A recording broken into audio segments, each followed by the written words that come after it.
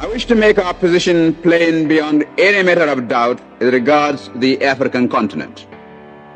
We in Nigeria appreciate the advantages which the size of our country and of its population give us, but we have absolutely no aggressive intentions.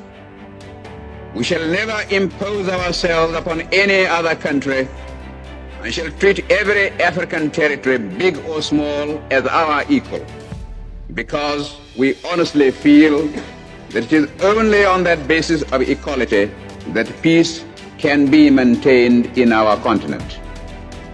When we hear the world crying out for peace, we may receive the inspiration to deal with these intractable problems and be able really to devote all our resources to the advancement of mankind by applying those eternal truths which will inevitably persist long after we ourselves are utterly forgotten.